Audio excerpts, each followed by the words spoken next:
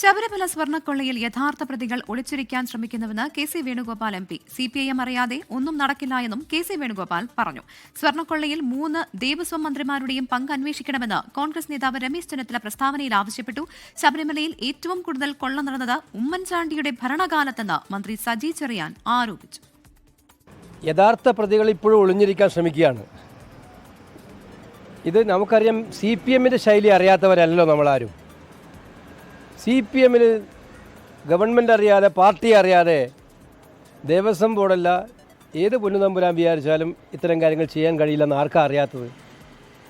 ശബരിമലയിലെ മലയെ സാമ്പത്തിക സ്രോതസ്സാക്കാൻ ശ്രമിച്ച സർക്കാരിൻ്റെ നടപടി തന്നെയാണ് ഇതിൻ്റെ ഭാഗമായിട്ട് നമ്മൾ മനസ്സിലാക്കേണ്ടത്. ഇവിടെ UDF-ന്റെ കണ്ണുനീര് കണ്ടാൽ ഭയങ്കര കണ്ണുനീരാണ്. എന്തോ ഒരു നൊമ്പരമാണെന്നറിയാം.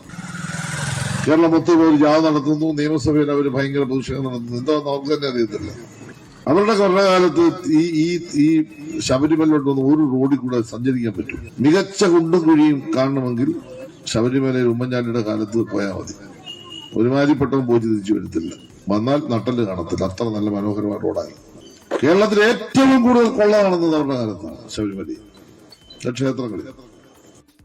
ലോകത്തെവിടെയായാലും ഏത് സമയത്തും 24 വാർത്തകളും ഓഗ്മെന്റഡ് റിയാലിറ്റി പാക്കേജുകളും എക്സ്പ്ലെയിനറുകളും വിശദമായി കാണാൻ ഞങ്ങളുടെ YouTube ചാനൽ നിങ്ങൾക്ക് സബ്സ്ക്രൈബ് ചെയ്യാം.